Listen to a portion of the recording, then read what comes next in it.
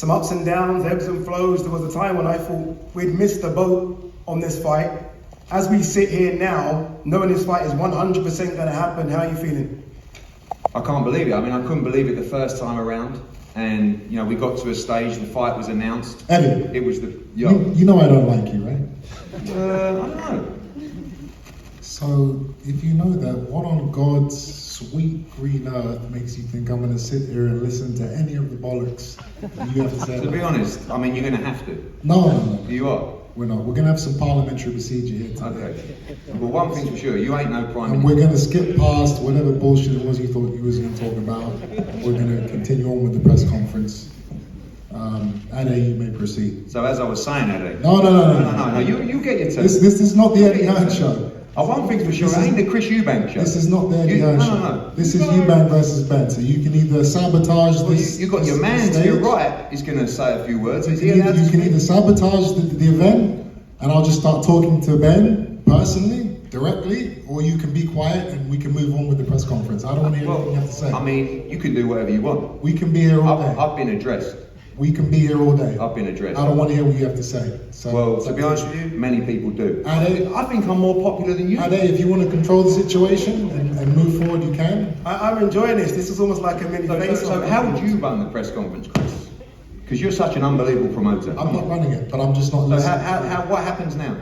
We move on. What, you talk? I'd love to talk, but if I'll not tell you me, what I'll it's do. somebody I'll tell else. you what I'll do. Conor Bennett. How are we feeling about smashing this geezer to pieces over the weekend?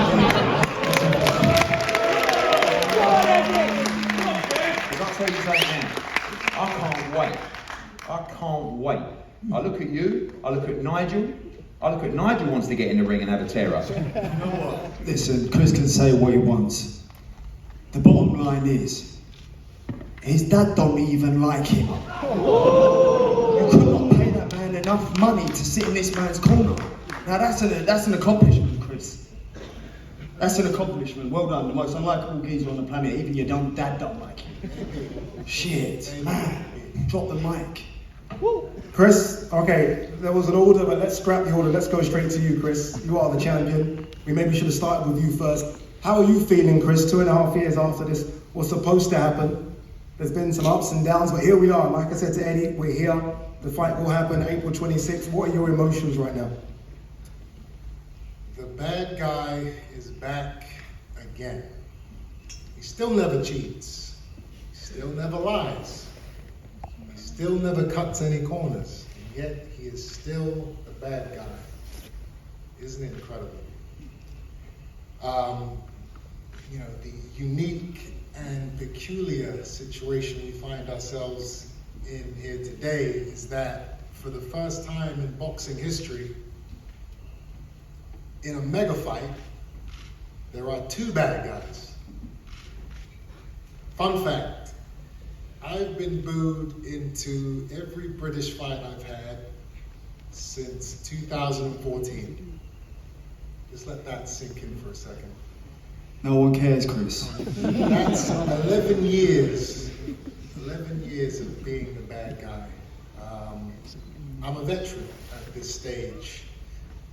A supervillain, if you will. I remember the first time I got booed into an arena was against a fighter called Billy Joe Saunders. Another scumbag in the boxing industry.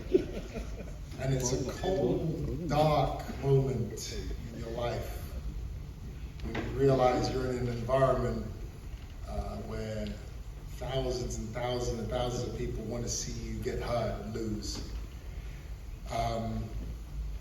Even recently, walking into Wembley Stadium, AJ versus Dubois.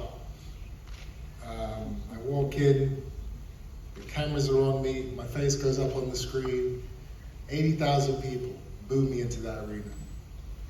And that is after a career best performance against Liam Smith, where I beat him in a rematch. I say all that to say that on April 26th, I'm probably going to be walking into the same environment. But it's okay, because I'm not going to be alone. Like I said, there's two bad guys in this fight. And there's one in me who has accepted his fate. I gave up on my dreams of being the hero a long time ago.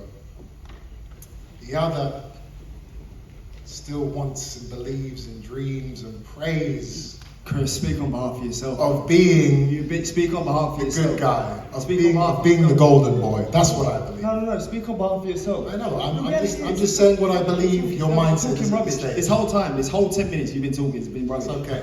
And no one's even like, what do you want, a violin? The sickening thing about this situation is, Connor, you had it. I have it. You don't have it. You had it. No, I have it. You had Your it. career's done.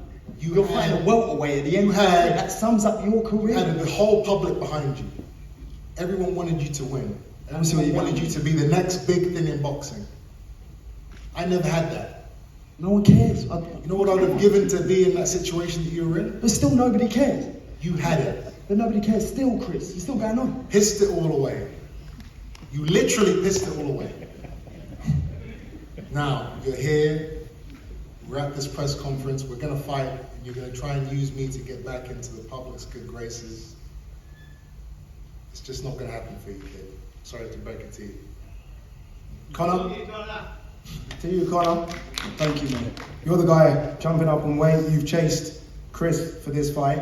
Again, the same question to Chris I'm going to ask to you. 2.5 years later, you've been through a lot, right?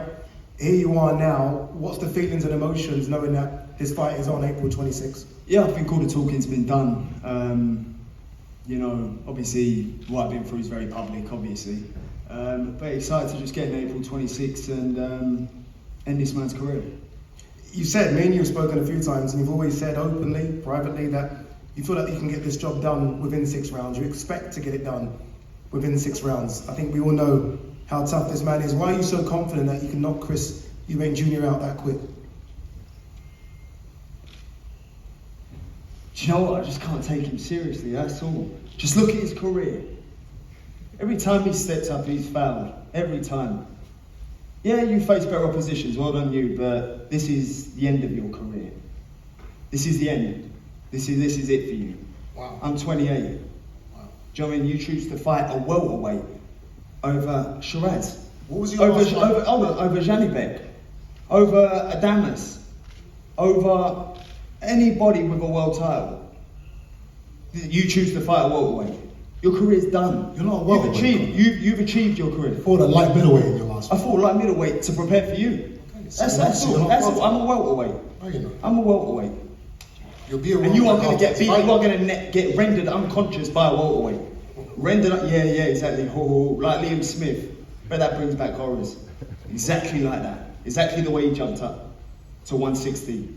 And he done exactly that. Had you dancing all funny. That's exactly what's going to happen April 26th. Except by a welterweight whose name happens to be Ben. And do you know what? You can retire off to the sunset with your pension fund. But this is you done. Oh, shivers. I like that.